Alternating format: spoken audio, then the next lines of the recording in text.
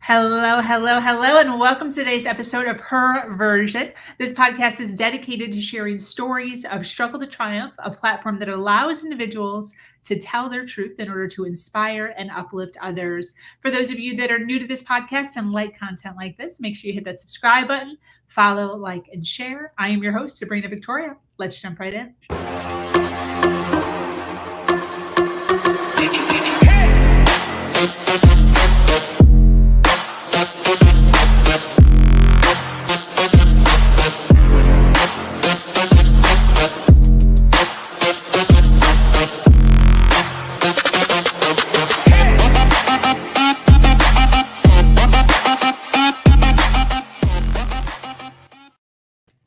Thank you for joining us today for this episode of Her Version. The Her Version platform is built on storytelling and the understanding that many times our greatest learning experiences come from listening to other people's stories. Today, I am speaking with an amazing woman named Lisa. From department store model to rubbing elbows with Madonna, Lisa has experienced everything from leading humanitarian missions to speaking on hundreds of stages across the world. She labels herself a mother, life coach, author, transformational speaker, TV host, and avid traveler with an MA in spiritual psychology. Her fascination with people has taken her to over 60 countries, landed her a documentary series on Amazon called Soul Blazing, and set her up to run her own retreats and workshops around the subject of leading a more purposeful life. So excited to have her here. Welcome, Lisa. How are you? Hi, I'm good. Thank you so much for having me. Yes, thank you for taking some time out of your day to sit and chat with me a little today. I had a chance to kind of go through all of your stuff and so much. You've done so much. Yeah, I have. Someone the other day that I met was asking me my age, and what do you think? He's like 37, and I'm like, you think I did all that by 37? It's like, you're so accomplished. Totally. That's I absolutely love it though. And I think that even just that gives people, women especially, hope. You know, sometimes we have all of these dreams and we have all of these aspirations that aren't necessarily all totally aligned. But it really gives individuals the realization that, hey, listen, I can do something right now. It might not be the thing that I'm going to do forever. And then I can pivot and I can kind of go in a different direction. And I think that that's so important to see, to see somebody doing. Oh, absolutely. I pivot all the time. I have so many passions, which I think is the case with so many people, that you know, it feels like ADD, but I think you could do everything, but just not everything all at once. Yes. And as long as you prioritize, I use little note cards, and every morning I put on my desk what I'm getting done that day. Because if I don't do that, I'm going to be all over the place, because it's like, oh yeah, that screenplay I'm writing. Oh, but that book. And oh, I'm speaking here. Let me work on that speech. Oh, I've got to see this friend. Oh, it's this one's birthday, you know, just whatever it is. Yeah. I love that. So wait, so you prioritize and you have like a note card or two with like a specific priority you have to get done that day? Yeah. Yes. Like Cool. for today, you know, I put this, and I had an 8:30 meeting, and I have an investment call at 4. So like those are the key ones that are like hard appointments with other people. Then on my own time, I label it my CEO time is this, and my writer is a writer. That's my time. So I put in a block, hour and a half you're writing, and you know, these 2 hours you're CEO, meaning going through emails and getting back to people and just organizing whatever it is I have to do. I love that. Why do you put it on note cards? I've never heard of that. Because I put it on this size note cards, just because when I put it in my calendar, it's there, but if it's not in front of my eyes, I don't see it. So I take it, then I just put it up, and then I go, okay, this is what I've got to do today. And it just is an extra little reminder. It's kind of going back to old school of where we used to write everything down in a journal. So for me, I'm so organized in my house. Everything's labeled and everything has a place. Everything has a home. But inside my computer, it's like, you know, just because I can't see it. Yes. So, you know, my desktop, I'm like, oh, if it's not on my desktop, I won't be able to find it again. And I don't know. It's just me. That's so cool. And then when you're done, you just throw the note card away. Yeah. See, I do paper too. I preach paper to all of my clients because you go to your phone to look at your calendar. Before you know it, you're in Instagram for 30 minutes Exactly. because you got a Exactly. notification. So Mhm. I preach to keep everything, your to-dos and all of your have-tos on paper. Yes. So I Yes. love that. I love the idea of a note card. Wow. Yeah. And then I put like 15-minute blocks throughout my day to return phone calls, you know, because Yes. people are calling, hey, what are you doing? Do you want to go grab lunch? Or do you know, like all this, just improv friendship stuff that I have going on. So I could go, hey, talk to them, or oh, I could carve out this time. And so yeah. Look at that. We're already 5 minutes in and we got things to do. That's Yes. awesome. It That's really helps. awesome. It sounds so simplistic, but it's not. It really changed my life from being so much more productive. And I've Yes. been doing it for about 2 years. So, Yes. yeah, So it's when you're cool. juggling a lot. Wow. Mhm. Yeah, I'm gonna think about that. That's so interesting. I like the idea that it's small. I like the idea you can just toss it. That's cool. I'm addicted to the legal pads. Like I have a planner and I have a legal pad. I have a legal pad everywhere all the time, taking notes and learning and pulling in even all these podcasts. I'm always taking notes. So I want to Oh, talk to you, Lisa. You've done so much. mm. You've been on crazy journeys, traveling all over the place. I still haven't even left the United States. Ah! So I'm going to be living vicariously through you while we're Yeah. talking here. I did get my passport years ago with the intention of, and then just never did it. I've never left. I've lived in many different states, so at least I got that going for me. But I've never been out of the country. But I want to ask you, so what is, with all of the stuff, what is one of the biggest challenges that you have overcome or had to overcome in your life? And what did you learn from that challenge? Mm, that's a great question because there's so many challenges daily, as you Yes. know. But I think one of the greatest challenges was growing up in San Diego, but under a Baghdad roof. My father was from Iraq and my mom is American. She was kind of like Amish in a way in the hills of Virginia. But growing up in San Diego, where everyone's, the beach and this and that, and to have the rules of the Middle East was very challenging. And one day when I came home from baking a cake, my dad happened to be there, but he worked 8 to 11 at his own grocery store. And when I walked through the door, there was like a gun pointed at me. And I'm 16 and I was like this goody goody two shoes, good student, good friend. And he's like, what are you doing out so late? Because the street lights were on. It was like 5:36. And I said, I was just baking a cake for our friend. It's her birthday tomorrow, with another friend down the street. You can't do that. That's being a whore walking down the street in your, Christian checkered school uniform. I'm like, he's like, send her to an orphanage. Like, orphanage? What's an orphanage? Because I have 4 sisters. So basically, what he was doing was making me the example in the family. Like, if you step out of line, this is what'll happen. He was a good guy, life of the party, the best friend of everyone, but he had 5 teenagers at the same time.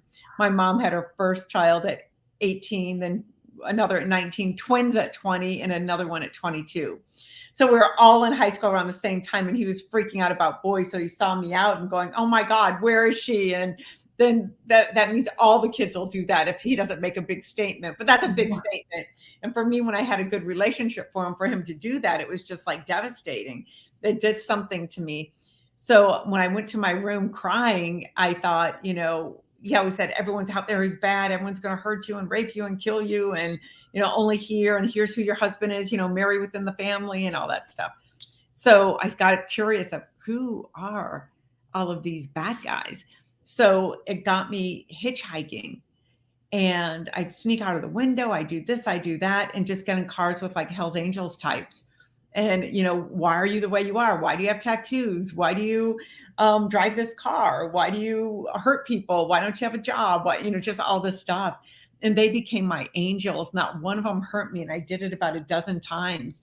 And I thought, oh, wow. So everything that parents think they know, maybe they don't know. And it really got me questioning. It got me into curiosity and wonder and dreamer. And I just thought, wow, there's a whole world out there that I'm supposed to fear. Maybe I need to plunge into that.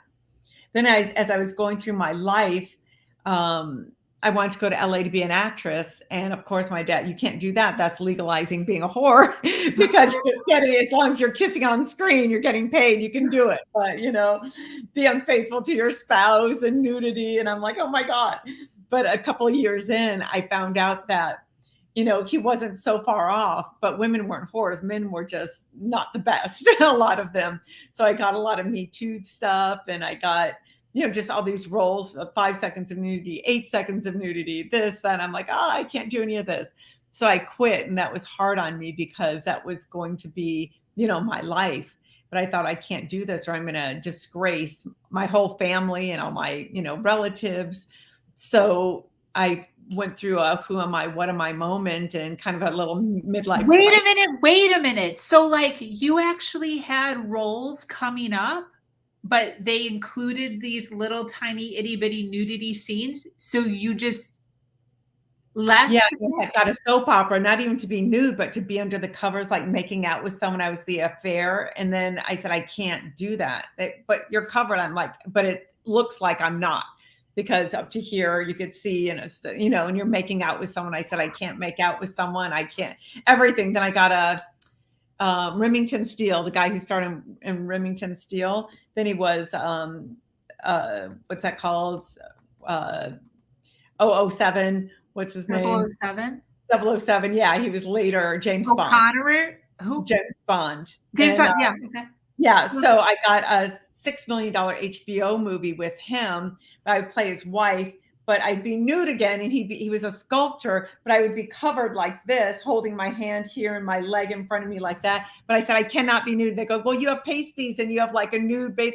I said, I can't because it appears to the audience that I'm nude.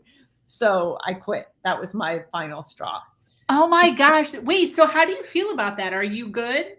Or do you kind of like wish you would have explored that a little bit more and not have listened to other people's opinions? What's your thoughts? Yeah, it's both. Part of me wanted to live that out because it was my dream and I love playing other characters. And I think there's no greater growth than being in that field and just exploring the psyche of whatever character you play. But on the other hand, if I had been an actress, I wouldn't have traveled to over 60 countries. It wouldn't have put me on this journey. Wow. I would have just been acting in movies and, you know, hanging out with other actors, maybe all that kind of stuff. So what happened was I ended up saying, I'm going to go to Iraq. And my goal is to meet Saddam Hussein. I know it was crazy. And Al-Qaeda was big at that time. And there was a no-fly zone. So you keep hearing on the news that you take a bus from Jordan to Iraq and it's an 18-hour bus ride. And 5 times it stopped. And sometimes they go, you know, Al-Qaeda gets on to kidnap Americans or steal from them. And I thought, oh my God, I could go on this bus ride to Iraq and get kidnapped because I was in love with Christiane Amanpour. So I thought then I could become a war reporter. What I'll do is I'll work with them and I'll co-write a book with them because I felt I had a superpower because I was with Hell's Angels and all this stuff when I was rebelling and nobody hurt me. I put myself in harm's way 100 times. So I thought, oh, I could handle them. So I did that. I got a Louis Vuitton bag and I got fake diamonds and I went to Jordan and then I went on the bus. And anytime the guards would come, I'm like, oh, my diamonds. My dad would kill me if he knew I brought my diamonds. Oh, do you know Louis? And oh, here's my passport papers. And nobody hurt me. Nobody would give me any attention except be super nice and thank you, enjoy your stay. And so that plan was, you know, fell through. But what it did was it took me to Iraq. We're Christian Iraqis. So I ended up going to Tel Kef, where my dad was from, a small town, because there's only like 2,000 Christians left in Iraq. Everyone else was Muslim. And I went to his home, which was caves. They're all caves together, and everyone slept on rooftops where you could jump from rooftop to rooftop. Really cool. Then they had a church, they had a little grocery store, just basics, and they had an orphanage. So I walked in the orphanage. This is the orphanage my dad was telling me about. So I walked through the doors and I started talking to the kids and going, oh my God, tell me everything. And they're like, you don't care about us. You're bombing us. Americans this, Americans that. My uncle lost his leg. My dad died. I'm like, no, that's all politics. We care. We care. And I said, I'm going to memorialize your words. They're like, okay, are you sure? I'm like, yes, tell me everything. So they start sharing stuff. I'm like, what am I going to do with this when I got home?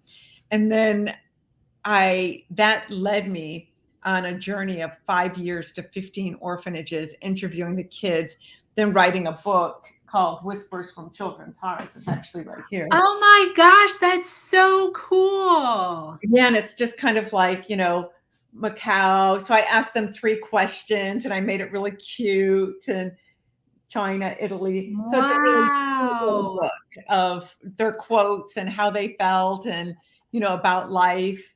So yeah, so it was wonderful. This was an amazing, amazing experience. And it took me to Australia, China, France, Iraq, Israel, Italy, Japan, Macau, Malaysia, Mexico, Nepal, Netherlands, Peru, Singapore, and of course, the United States. So this was life-changing because once I did this, I self-published, and then somebody self-published it for me. And then I ended up giving it to bookstores and libraries and schools. And then I started getting asked to speak everywhere. And I took my daughter to school for first grade in Barcelona, and I passed it out all over Europe. And then I got asked to speak here and there. And then everyone had the book, and I became a speaker. I became an author speaker, and I never had that in my repertoire. That's a lesson. Wow. So wait, so what was the subject in which you were speaking? It was about the book, about the experiences and the children around the world. Wow. Was there a moral? Like, and this is to teach that this is what I learned. Bringing in humanity, compassion. What are we doing to the kids? Giving kids a voice. They need to have a say. So yeah, and all there is, learn to love and be loved. That's it. If you can't accept love, you can't give love. And that's why so many kids are in orphanages. That's why we have wars. Everything is about ego and me, not about the other or us as a whole. So wow, very cool. Yeah. And then what were the 3 questions? Do you remember? Yeah. Is God fair? Why or why not? If you had one wish, what would it be? And who in the world would you like to meet and why? Wow. What's the most memorable? It was Iraq, because they were suffering so much. I will share a few. Who would you want to meet most? I would want to meet God to understand my purpose and why I'm here. I just don't understand the reason for life. My mommy said there is no reason, just live because you were born. I'd want to meet the American president because I'd like him to know that we are nice. I think if we met, he'd like me and then protect my family because he likes to have fun. I've seen him on TV smiling a lot, and my family is fun. That was when Bush was president. I'd meet your president, ask him why he lets bombs fall on my daddy. I'd want to ask an American doctor to bring medicine because I don't have any left and we're sick.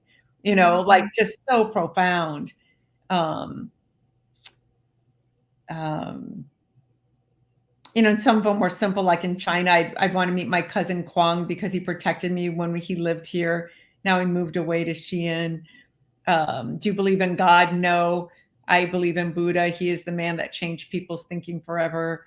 All of them, they're just so different. And some people in America, it's just like, oh, what do you want most? I want Barbie and Ken dolls, or I want Australia, I want to surf, and I want to, meet the #1 surfer in the world. And so it's very different. Some are political, playful. Yeah, Mexico, I want to meet Jesus. I have questions about how he died. Yeah, just, it was just fascinating. So I took, like the top, answers, 3 or 4 answers for each question in each country after getting about 50 answers. As a lot of them are similar. Yeah. That's so cool. Did you actually notate their like first name or something? Yes. Yeah. And on the website, the whispersfromchildrenshearts.org, I turned it into a foundation then and started having legacy galas and raising money for the kids and all this stuff. Wow. That is so cool. Yeah. All from just that one trip. just from that trip. And my dad's saying, I'm sending you to an orphanage. And I'm like, so it took me to an orphanage and took me all over. So that's what I'm saying. If I was an actress, I probably would have been playing in a soap opera for 10 years, or maybe this show, and then maybe eventually a movie or two that doesn't really make a big difference in the world, just entertainment. And I think everything I've learned and the people I've met through travels and leading, this led me to start leading retreats, because people started wanting to go with me. Can I go with you to the orphanage? So I'm okay. So then I started creating, retreat packages, and then taking people on this whole journey and all these exercises to stay with the Maasai tribe in Tanzania, or to stay with the Sufis in Cappadocia. And so it became so much bigger than that. And then we'd just go to a place and be like Oprah and knock on a door. What do you need? And we'd have medicines and food, and we'd hire local carpenters to build stuff. And they don't have beds, or they have dirt floors, and we'd build bunk beds and floors, get them chickens and goats and clothes for the kids and medicine. It was a lot of fun. Wow, that's amazing. So how did the journey go from that all over to soul blazing? Because I always thought I had a superpower once that happened, because I put myself in danger, and somehow all the bad guys became my angels and my therapists, because I started telling them everything. My dad said this. Is this true? Is that true? Or why do you live that life? So I would start telling them stuff that was going on in my life, because I knew they wouldn't tell anybody, because we were always told, keep everything private. Don't share anything. But I'm like, all these people, I could just share whatever I want. And a lot of them were so wise. So, so after doing all this travel, I thought I need to go back to school, because I felt very street smart, but I wanted to learn more and dig in the psyche, since I was writing these books. And so I went and got a master's in psychology. And then in the second year program, they said, create a type of therapy. It was one of our projects, and what you would do. So I called it the bell theory. And then, because I love those big church bells when I traveled. So then over time, I worked in a prison, getting my 3,000 hours. And I was there for 4 days working with people, maybe 5 or 6 to 10 people a day, because sometimes you worked in duos or trios. And with all these about 250 inmates who were lifers. Then on my last day, the last person, I got the bully of the prison. And I asked why she was there. And she said, just to get points. But she doesn't care about anything else. I'm like, but I'm here to help you. I don't want to be helped. And who are you? Who do you think you are to think you could help me? Your life's nothing like mine. And I hate your stupid briefcase, because I had this special briefcase. So I started laughing. I said, I hate my briefcase too. I brought it to impress you. Apparently it's not. So we just started talking. I started blazing her. I looked her in the eyes, held her hands, and just told her I loved her, and then shared this and shared that. And by the end of the session, she started crying, like tears in her eyes, saying, Lisa, you blazed my soul. And I went, Bella, you just gave me the name for my therapy. I'm going to call myself a soul blazer. And that's how that happened. I said, you said you had nothing else to give. Then I gave her affirmations based on her experiences that she shared with me. So I call them declarations, to help her look at anytime she wants to hurt someone or do something. And I inspired her to use the payphone to raise money for battered women, because she had murdered 3 husbands because they always were attacking her. You keep marrying the same kind until you change your thoughts, you attract the same thing. So anyway, 4 or 5 months later, she raised $75,000 on a payphone. And then the prison's calling me saying, what did you do to her? She's like the angel of the prison now. She's not the bully. She helps people in, and she raised this money, and da, da, da, da, da. So that was wow. Soul blazing in honor of Bella. So wow, so cool. Yeah. Where is she now? In prison. Yeah, she's in for life. Yeah. Lisa is really tears dropping, having seen how people are suffering or marginalized. But the most comforting thing is that we are able to reach out when they needed our help. She's from Nigeria. Oh, yes. So I want to ask, what does success mean to you? So success to me means what I said earlier, I think, knowing how to love and knowing how to accept love. Because I feel one of the hardest things in the world is to love and accept yourself, and to really get to know yourself and be truthfully who you are. If you don't know who you are, someone else will tell you who you are. So I think we're all on this journey, a soul's journey, to discover who we are and how can we be a blessing in the world. Because I think we all were given a gift, and it's our job to uncover that gift and give it away to be of service. So if you find out what that is and you give it away, you're a success.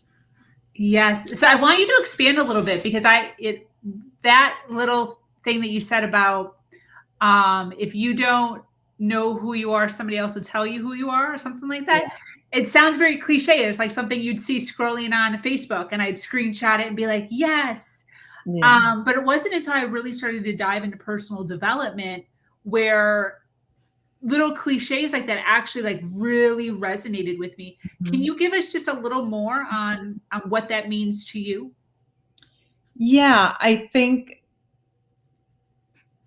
from my childhood, we were taught you have to be this way, sit this way, smile like this. You could smile, but not too loud. Otherwise, you're a whore, especially if you show your gums. Sit with your legs crossed with your hands like this in your lap. Otherwise, guess what?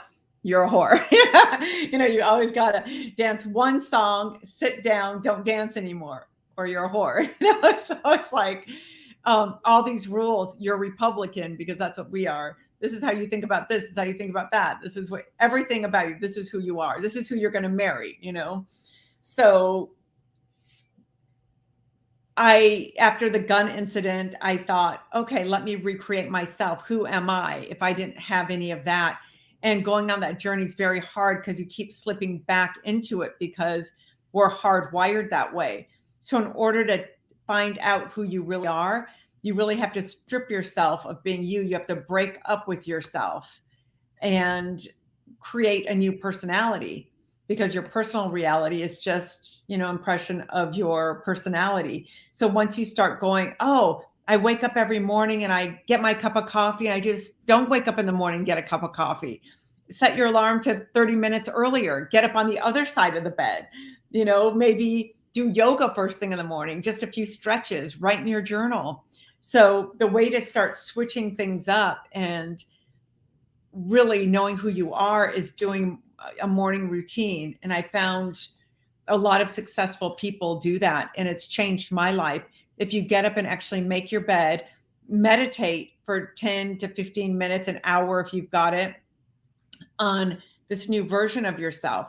Take the time out to write about who you are. Like if you're single, even if you're married, think about who you want to be married to and become that person. So all the qualities you like and respect in someone else. So if God, I'm just fundamentally lazy, or I just don't cook, or I just don't, what is it that you would love in a spouse? Then write those down. This is who I am. Then start stepping into them. Use your little cards and write down, like this is what I'm stepping into. And one little thing, like I'm working on bettering my cooking of all plant-based foods. So it's like cook one meal, every 3 days or so. So get the ingredients one day, the next day find the recipe, then get the ingredients, then cook, something like that. Break it down so it's not overwhelming when we're so busy. I love that. Yeah, but taking the time to do it, the piano, I just got keyboards, and I have a piano downstairs, but upstairs a keyboard so I could practice so nobody could hear me. I just want to know the basics of that. I haven't done that for a long time. So I start playing a little bit in between like these calls, and 10, 15 minutes, just play a song or two and learn something new, do scales for a minute, it just helps you become you. And then I have thought leaders, or not just thought leaders, but people around, because they say you are the 5 people you hang out with the most. So I've got Gandhi, Simone de Beauvoir, who wrote The Second Sex, the first book of empowering women. I've got Oprah. I've got Herman Hesse, who wrote Siddhartha, among other theve Anais Nin, who is that revolutionary woman who wrote in her diaries. I've got John Lennon and Wayne Dyer, Eve Ensler, who wrote the Vagina Monologues. Audrey Hepburn, because I love her beauty and grace, Maya Angelou for her poetry and her writing. So So I'm looking at these people all day as I'm writing, and I take them in and I have their books here, and I'll just open a passage to get their feeling because, oh, I want this quality from this person, that quality from that person. And it really helps to create who you are. Yeah. I love Audrey Hepburn. She was in Sabrina. Yes. Yes. There you go. Yes. She's the original Sabrina. Great movie. Yeah. I want to, I was going to say something that caught me off guard. Well, I want to ask, what was the example that you gave of the food? Okay, that's what I was going back to, is the food. I think that this is great with the plant-based, because a lot of times when individuals are trying to, let's say, get healthier, and they're like, okay, that's it, we're going vegan. And it's just like this whole thing of like shifting identities from one to the other. And can that work? Yeah, 100%. But most of the time it doesn't. But using the technique that you're talking about here, where you're like, hey, listen, not so much pressure. Let me just introduce it, 2 times a week or 3 times a week or whatever it is, and then actually have a step-by-step plan on what that's going to look like. It just feels so much easier to do some sort of transition when you're actually blocking it up like that. I think that that's fantastic. And the reason I think it's fantastic is because the next question I wanted to ask you was, at what point are we good enough? Because a lot of times when we're living our life and we already feel like there's not enough time, like already we're like, not enough time. Then you throw in personal development and you recognize that like half the stuff you're doing is wrong and you're supposed to be doing it this way, not that way. And then you're like, where am I supposed to come up with the time to sit and meditate and do like a morning ritual that Lisa's talking about? At what point will I be good enough? And it can kind of get heavy. So I want to kind of like join your one idea of that you were talking about with the food and like breaking it up, but then also ask to kind of give a little more substance to the audience of what is your theory on being good enough? Are we ever good enough? Yes, you're good enough as you are right now. Everybody is. However, life is so full and so rich. And if you want to expand and grow, I think there's no better quality in a person than curiosity, and how to keep developing yourself and learning something new, because that's what keeps you young. That's what keeps you interested in things and interested in others and having commonality. And all we have is connection. If you don't, we're tribal people and we have to be connected to others. Otherwise, there's a hole in us, a loneliness. So cooking is one thing that really brings people together. So good enough is really, like, I saw Jane Unchained. I love her website. I met her at an event. She was a newscaster. And she does everything vegan. Now she went into movies. She's movies starring pigs and everything. It's like really fun, talking about pigs having dinner and humans are being cooked, and I'll have a finger, I'll have a couple of toes, I want the right thigh. I'm eating. I mean, it's just really fun. And it just hit me. And it's like, you know what? I've been vegetarian though for like 20 years. But it just hit me. I don't usually cook that much. I have my staples, just a salad or pastas and rice, quinoa, but I don't get fancy. So I said, I want to, instead of, I can't eat unless I go out, especially when you're traveling to, states that don't have that or countries. So it's like, why don't I start learning at home? So I got a cookbook and I didn't touch it for a year. I'd open it and go, too much. So I thought, why don't I pull one little recipe? And I got it from her website. She has all these recipes and people who are cooking there. So I go, let me just get one recipe. And I said, here. And then that was Monday. On Wednesday, I'm going to get ingredients. So I could sit on it for a minute. And then I watched the video of how they make it while I was organizing or cleaning something. And then I said, I'm cooking Friday for my friends. And then, so by Friday, I always already had a little bit of the grocery shopping. So you get a little excited. Then you already watched a video on how to cook it. So you're more familiar. It's not like daunting. and then you cook, and then it's so fun. And you're like, wow, that came from nothing. And now I'm feeding all these people, especially non-vegetarians, of letting them try jackfruit tacos instead of just meat tacos, and Beyond Beef burgers with all this special sauce that's vegan sauce instead of mayonnaise and ketchup and traditional mustard. So it's really fun. Then you start getting to introduce all these little factors. So I think everything is breaking it up. Same with dieting. You know, I have so many clients, oh, I can never lose weight, this and that. But once you say, you know what, put an image of what you want to look like, a realistic image, put a number that you want to be at, and just put that number everywhere. I have it on my mirror. I have it on my computer. I have it in my car. So it starts getting into you that that's your number, because your body goes to a certain weight and gets super comfortable there. And it's hard to get it down. Very easy to get it up or even a little higher, but hard to get it back down, especially the older you get. And then just when you're doing your morning exercises, just be mindful of the thing I told you earlier, write down who you want to be. How do you look? What are your behaviors? What are your patterns? Everything that you'd love to see or that you admire in others. Like, oh, Simone de Beauvoir wrote every morning for a half an hour. So let me take that on. Just journaling, not writing my books or anything.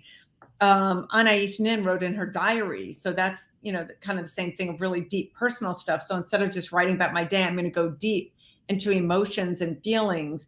Herman Hesse wrote about a book that changed everyone's lives. Oh, so I want to write a book through my travels and my experiences that really change lives, not just entertainment, even though there's so much value in that. And you just go through it. Oprah has her own show. I'd love to get my own show. Then I got the Amazon show. Let me, you know, so Audrey Hepburn just presents herself with such beauty, you know, and grace. So, oh, I'd love to carry myself that way instead of hunched over. So, oh, I'm going to do yoga, and I'm going to do, you know, so you put it in. I love yoga. Wow.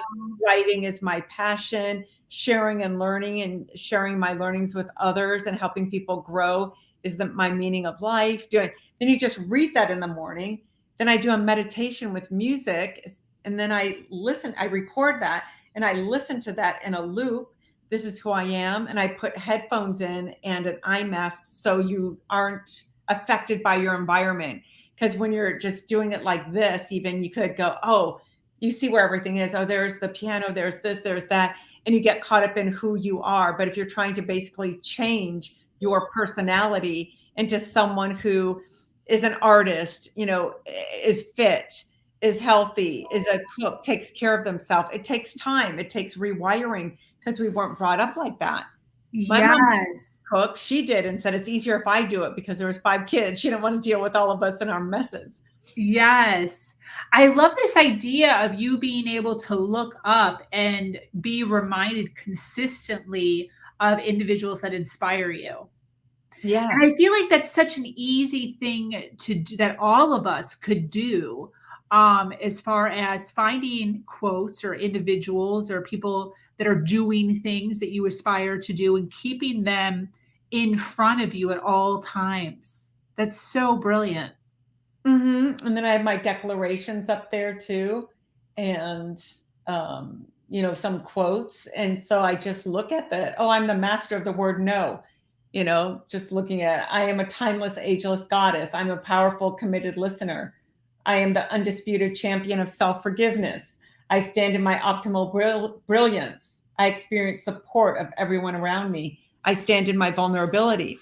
And all of those come from, I feel like I put on a mask where, oh, I'm strong. Let me help everyone else. Oh, do you need help? No, I got it. So I'm going to stand in my vulnerability now. Like, oh yeah, I could use a little help. Or I experienced support of everyone around me. I wasn't getting support from some key people in my life that I felt, you know, oh, there's this issue or that. So I'm like, okay, let me change that. Because I keep going, God, that person, da, da, da, da, da. So your thoughts create your reality. So I go, stop saying that. Say that person is giving me love and support daily, and start saying that, because there's someone I can't kick out of my life because they're, you know, family. So that became my mantra. And then that shifted. And now we have a great relationship. And that person's a support in my life. You know, so but I don't just do affirmations that you get online. I do it based on an issue I have. And then I turn that into a positive, I call it declaration. then you read these declarations, you put it in your phone and you listen to them. So your morning routine, I'm listening to my declarations. I'm listening to me talk about who I am, who I'm, you me that I'm stepping into being. And when you start your day like that, really creating your day, then you have your little note card of what you're doing today. That's preparing. And then people go, oh God, how did you write that book? And you have 3 Zoom classes and you got these clients. And now you just got to offer to write a pilot for a show. And you got this, and you're in a good relationship and you've got 500 friends and you're throwing 150 4th of July party people for that. How do you do it all? And it's because of this little note cards. The note card. I was going to say that. You're very cool. I'm listening. It's creating your mornings. If you could create your morning, then you know exactly what you're doing and you don't get off track.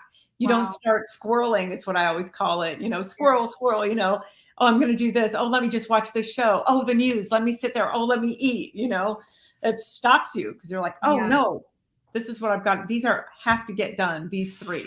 Yeah, totally.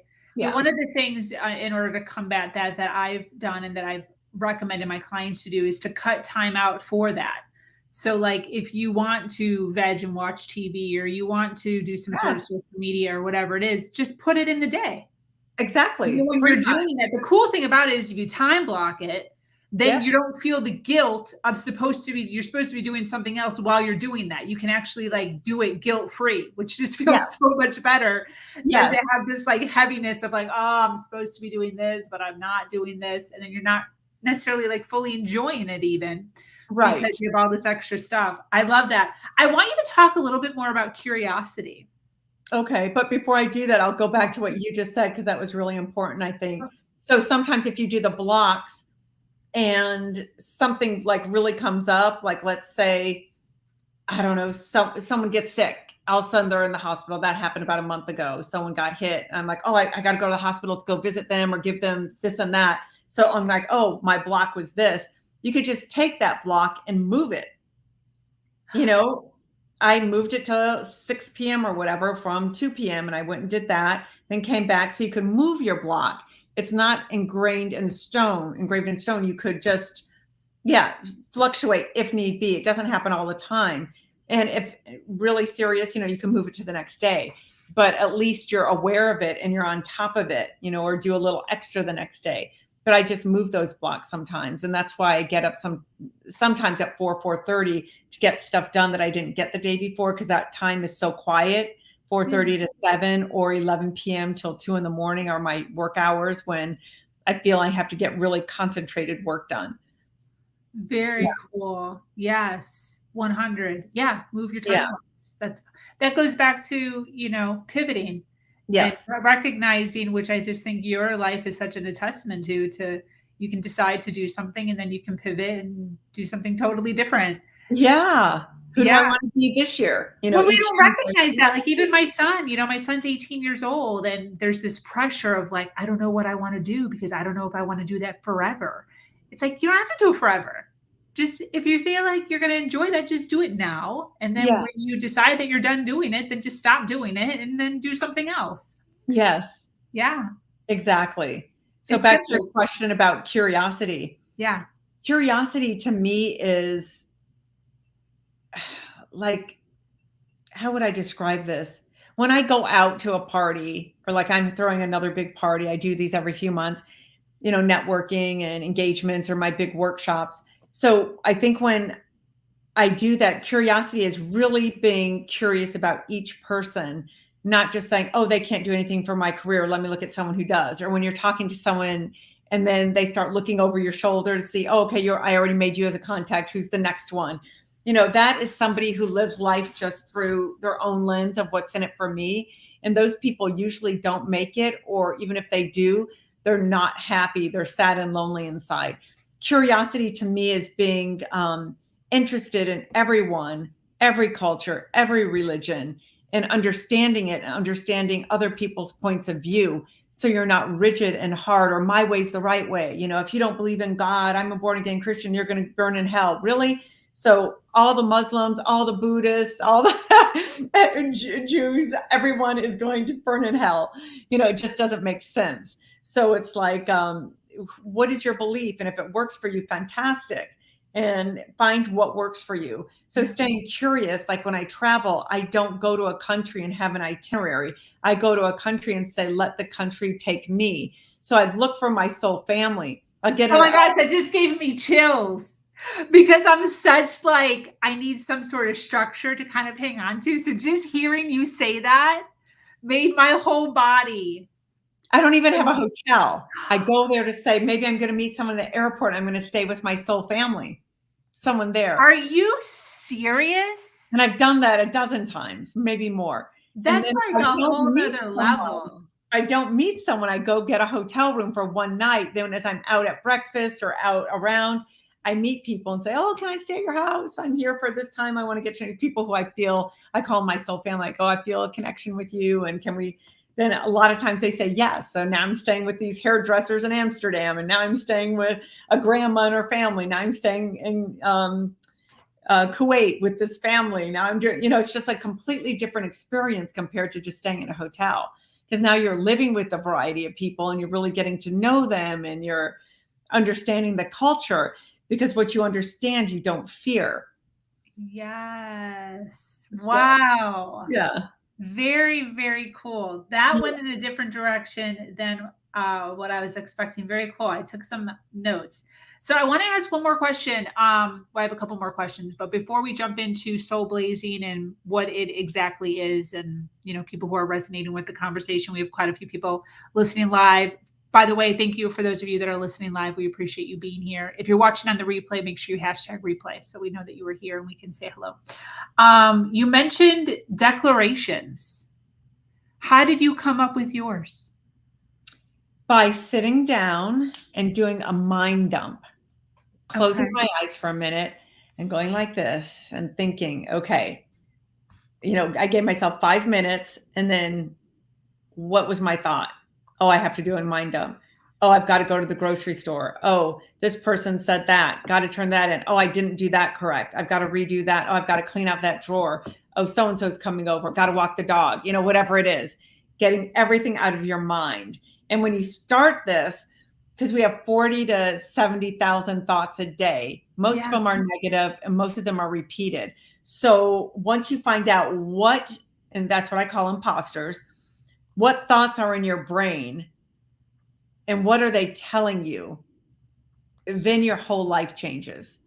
And instead of just saying thoughts in your brain, I thought I'd be fun and call them imposters, because I feel each person gave you those thoughts. Like your parents, my mom gave me thoughts of how to be, how to act, what's right or wrong. My father still in my head saying stuff, a school teacher, a boyfriend, a friend, whoever, a book. Whatever it is, everything you did bad, all your shame and guilt stuff, for a lot of people, they're just repeating. So you start writing them all down. Then it's like a ball of yarn that I, make an analogy, that's in the stage of your brain, and you can't really move forward in your life, especially at a speed you'd like to, if you've got all this chaos that you can't think clearly. So take that out and put the yellow strand, the blue strand, the red strand, because each of them have a personality and a voice and a different issue. So that's why I call it imposters. So, oh, my mom was an overthinker, so I'm an overthinker. And she told me, you can't do that. You can't do that. Never share your story because people throw it against you. Never write in a journal because people read it and judge you. Someone will get their hands on, never, whatever it is. Never get married or have kids because it'll ruin your life. And my dad, you got to get married and have kids, otherwise it'll ruin your life. You got to do that. So it's like, oh, I'm not married, I better get married, whatever it is. Or I'm married and I'd like a divorce, but you can't get a divorce because of, so you just start writing down whatever your, stuff is that you've accumulated. Then once it's written down, you start going, oh, okay, this is a thought. This was my dad. If you name it, you could claim it. And you go, that's not my thought. And a lot of these are from dysfunctional people, including parents. Just because they're adults or your teacher doesn't mean they were highly functional. All of us are dysfunctional in many ways, or we come from our perspective, our point of view. I come with 4 sisters and all of us have a different perspective of our childhood. It's very different. So we're all seeing things, but we're seeing it from our lens, not how it really is, but our lens of how we see the world based on all of our accumulated experiences. So you write it down and say, oh, I was told I was dumb. and that's still in my head, so I can't move forward. So I would write a declaration, with the opposite of that. I love being the smartest person in the room. I love that, I trust and, believe in myself, whatever it is.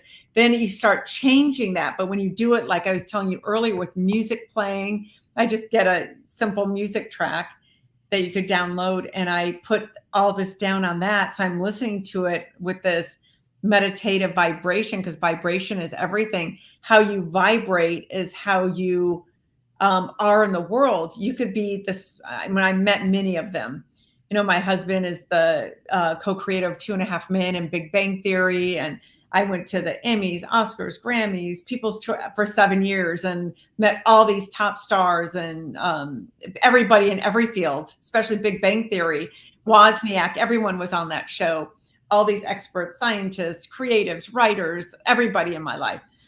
And almost all of them, if they did not do this work, they were rich but unhappy. And I'm like, are you kidding me? One of the mantras was another soul-sucking day for the writer's room. I'm like, what? You guys are the luckiest people in the world, making so much money and telling jokes all day, and with friends, with buddies, and getting up and down and having all your assistants just bring you food, and you don't even have to write. People write it on the board. You throw out something that's written up and someone else is typing. But it's just, you get used to it. You get spoiled and you forget. Wow. So it's like when you do this work, you start saying, because a lot of them feel I'm not worthy and they're imposters out. So they have imposter syndrome. I deserve to be here. I kind of snuck in the back door. I did this or I did that. So I thought, God, there's something there. Who wants to be rich and unhappy? Then you just turn into an alcoholic, drug addict, like you saw in many of these shows. So, and you waste your money and you have a lot of pain and you hurt a lot of other people. So once you go, oh, that was that from this person, then you could understand it. And then here's that from that. You create your declaration. Then you start rewiring your brain. You take the time in the morning to shift who you're being, and you step into that person you're meant to be. Because even if you are able to do the ABCs of your career, you're never going to make it big or really be in a healthy relationship if you've got all this baggage. You've got to clear it out, because it's your vibration. If your vibration is low, it doesn't matter what you know. I have 2 great friends who are so brilliant and I love their books. I'm like, oh, I got to get you on a stage or introduce you to do a podcast to some of these. They're horrible in speaking or on the stage. I'm like, what is wrong with you? You're me and you just talking. You're great. Your book. They just low vibration, low energy, and don't have a lot of compassion for dumb people. They don't like to talk down, and this is where it's at. But most people can understand, then it gets too heady and they don't want to change. I'm like, you're too rigid. You'll never make it. And they're struggling to pay their bills when they're like geniuses. And it's like, because of who you are, you have to vibrate at a level that other people could vibrate with you, and you mirror people that you're talking with. So then now that's a connection that was formed. Then when you do this, you start stepping into the light, you start stepping into your soul, and all of our authentic souls came here with the gifts to give. Then we have our personality, which is created from all our life experiences, to sabotage us, because it was always super easy. Nothing would be worthwhile. You've got to have your obstacles. So everyone has to go on their hero's journey. My hero's journey was going to Iraq and back. And when you go on that hero's journey, you grow and learn so much about yourself. And then you come back and I go, oh my God, Dad, I get why you did that. I love our culture now. Instead of it was, I hate my culture. And it's so, I love the culture. I love this. I love that. And I love you. And we had the best relationship in the world. And because I didn't hold, this happened to me and you did that, it was like, oh, I get it. Everyone in Iraq has guns. That's how they stone people to death. So this is mild compared to what you were brought up with, but it's out of love. And we can't get that. They would heat shish kebabs and beat you on the back until you have wilt. But they go, oh, but it was from love. So that's them loving you so much. And I know it's hard to understand it. I'm not, recommending it, but I'm just saying at that time, it helped heal. So once you start healing yourself of past wounds and being a victim, that's why victim is like the mothership of all the imposters. Once you heal yourself from being a victim, then you get to stand in your power. I'm not a victim. What role did I play? And I picked my parents. So I was supposed to go on this journey. I didn't become an actress because I was supposed to go on this, big bad adventure that was just amazing across 60 countries and talking to all these orphans, very purposeful travel for the most part. And that changed my life. So would have been on a Young and the Restless for 10 years done the same thing? Not so much. I would have been bored. Yeah. Wow. That is so cool. I love that. Absolutely. How long have you had your declarations for? Not that long. Maybe 10 years. Wow. Work, but I was doing affirmations before and doing other stuff. But once I locked onto that, it was really cool. This is something that Wayne Dyer shared about one of his clients that I think is really apropos right now about your life. And this is how most of us walk through life. The assignment was write your bio in 5 chapters. And this is what someone wrote. 1, I walk down the street and there's a deep hole in the sidewalk. I fall in. I'm lost. I'm helpless. It isn't my fault and it takes forever to get out. Chapter 2, I walk down the same street and there was a deep hole in the sidewalk. I pretend I don't see it. I fall in again. I can't believe I'm in the same place. It's not my fault. It takes a long time to get out. Chapter 3, I walk down the same street. There's a hole in the sidewalk. I see it there. I still fall in. It's a habit. But my eyes are open. I know where I am, and it's my fault. I get out immediately. Chapter 4, I walk down the same street. There's a deep hole in the sidewalk. I walk around it. Chapter 5, finally, I walk down another street. Wow. And that's from Wayne Dyer? Yeah, he did this for his students, and one student wrote this and he was sharing it because everyone else wrote, my bio, I grew up in this place and I did, so obviously the point being, if you don't take the time in the morning to rewire your brain and go, who am I being? Otherwise, it's Groundhog Day. Keep going. I don't know. I have so many clients. I've been writing this long and I've been doing this, or I'm in coaching. Can't get clients. And it's like, well, look at who you're being. You're not solid in yourself. You're not vibrating where you're saying, universe, come find me. Once you know you're good and you're vibrating at a certain level and you're prepared, that's all you have to do. The universe will bring you clients. They'll bring you TV shows. They'll bring you whatever love you want in your life or whatever you want in your life, real estate, whatever it is. It'll all come to you because you're saying, I'm ready and I could handle it. Yeah. Otherwise, it's too much. The wires are, it's like you can't get a good station on the TV or the radio. And once you tune in and it's a clear station, clear signal, it all comes to you. Wow. Absolutely. Very cool. I love it. Absolutely love it. Tell us a little bit more about Soul Blazing. I want to know some details. How do you help all the humans? Humans, Soul Blazing. Soul Blazing is about the 7 imposters that have taken over your brain and have been making decisions for you without you even knowing, because you thought that's just who you are. And I'll show you the little, the cute stuff. You could go to soulblazing.com to see the website. So there are like the 7 imposters. Oh, yes. So I made it fun because like when I was working with clients, I would start seeing patterns. So I started writing down, forget about the issue. Where's that coming from? Oh, this is an egotist. Everything is someone else's fault and they're the leader. They know best. They're always right. Oh, this person's a joker. All they talk about is, putting other people down or throwing people under the bus for a joke. Haha, just kidding. That kind of thing. This one's a victim. Everything is, I married this person and he did this to me and that, or she did that to me, whatever it is. And my life or my parents did this, so I couldn't do that. I didn't ever have money. I never got to go do this. And all these excuses. Or the seductor where they, like what I was sharing of when I came to Hollywood, the men and women used to, being seductors to get what they want. If you don't do this, you don't get the part. Or women, I'll do whatever to get the part, whatever it is, and men too. The fixer, they're always fixing other people or helping other people so they don't have to work on themselves. Then they think they feel good about themselves and everyone loves them, but they don't respect themselves because they know they're secretly hiding. And the overthinker, like when my mom died, she was like, oh, I always wanted to write my story. I never overthought it, wrote 10 drafts. So we recorded her, my sisters and I, and then we wrote her story down for all her grandkids and everything to have. That's cool. Yeah, but it was like she wanted to do that so badly, but she overthought everything because she was a perfectionist and wanted everything to be perfect.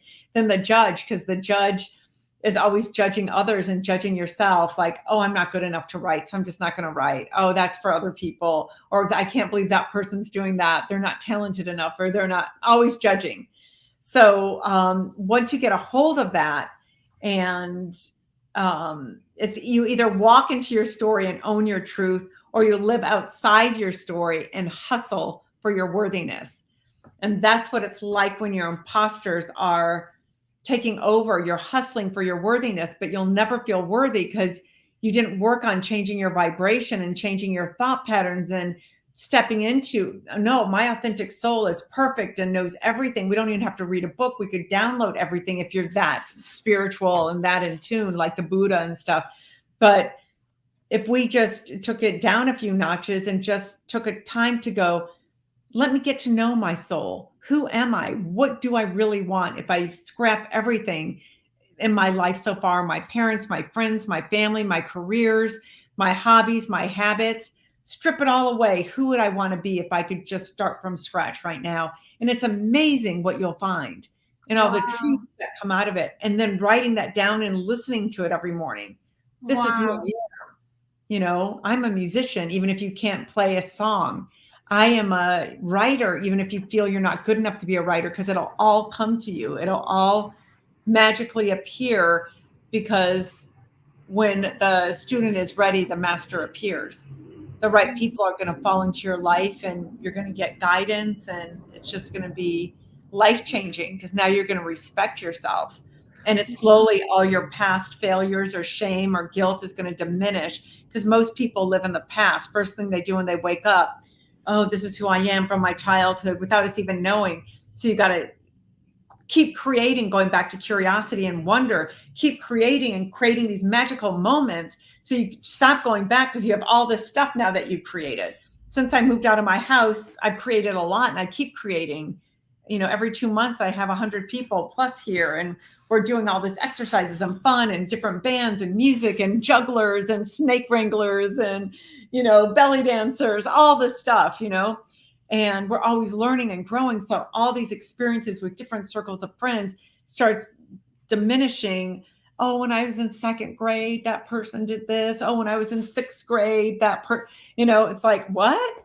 Who is that? That was a past life. That's not even me today. I'm not me from the beginning of this call to now. I've already shifted.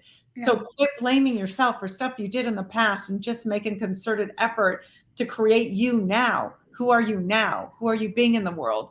What are your thoughts? And catch yourself. If you see yourself rolling your eyes with someone saying something, go, no, they're on their journey. I have something to learn from that. Absolutely. I just learned a lesson. I'm being the judge imposter. Where did the judge imposter come from? Who in my family or in my tribe judges people? Where did that come from? Write it down. Then what's the opposite of that? I feel every person has value, regardless of what they're saying. And then it starts to shift everything. You go to a party and you're a magnet. Everyone wants to hang out with you or be around you because they feel safe and they feel like you guys are similar. God, I feel so close to you. I feel like I've known you forever. I get told that all the time. And it's just like, oh, because I know how to vibrate with you. Wow. And I know your thoughts and feelings because I tune into you, to your vibration. So then I could speak to you at your level. Fantastic. Yeah. So for those that are listening and want to know more, want to, connect with you, would the best place be your website? Is there a way to connect? Is there social media? How do you? Yes, I'm on Instagram, Facebook, TikTok, LinkedIn, and I'm also, soulblazing.com. Are you on TikTok under your name? Yes. I think it's Soul Blazer, Lisa Haisha or something, or Lisa Haisha Soul Blazing. Very cool. What do you do on TikTok? Is it all educational or is it funny? Yeah. Are you dancing for us? I know. Teaching and education, like affirmations with music, that kind of thing. I'll have to check that out. That's fantastic. Well, this has been great. I want to ask one last question. I always like to address the audience, those that are listening live or on the replay. Advice to females who are struggling with, let's go with pivoting, who are struggling with pivoting. They're sitting, they're looking around, they're scared, they want to make a change, but they're just nervous. What's your advice? Everything I said in this talk. Take the time out to do your mornings. Yeah. Take the time to get to know who you are. People who pivot don't really know who they are because they're lost. Their personality got so out of alignment from their authentic soul. And when your personality and your soul are in alignment, that's where the magic happens. That's when you become whole and complete. So now your personality is working for your authentic soul to do its job that you were born to do. And once that's in alignment, I never work a day in my life. Writing this was such pleasure. Doing this was such pleasure. It's not work. Seeing clients is pleasure. It's play. I don't have a job.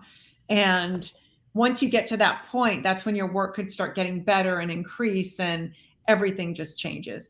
So pivoting or feeling lost or feeling overwhelmed, I don't even know where to start with knowing who you are. Start with simple meditation, a mind dump of what's in your head, then who gave you that thought and where it came from, and creating declaration. And I have Zoom calls. I teach classes for very cheap for groups. So everyone could learn. So go to my website and sign up for a Zoom. Just, fill out the form and I will create a new Zoom for people. Fantastic. Fantastic. Yes. What are your big dreams for your business? My big dreams are to transform as many people as I can, one day at a time, regardless if they have money or not. So I have free classes. I have really just donation classes, and I charge $500 an hour to other people, and it all varies. So it all works out. I love it. I love it. I love everything about you. Thank you so much, Lisa, for being here. I appreciate it. For those of you listening, if you resonated with what Lisa is speaking of here today, make sure you connect with her social media, or her website, soulblazing.com. And she listed a bunch of social media that she's under her name.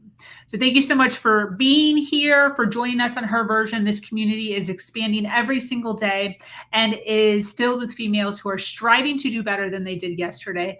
For those of you that are new to this podcast and like content like this, make sure you subscribe, follow, and share. If you have an amazing story to share of struggle to triumph, be sure to reach out to me here or at herversion.life.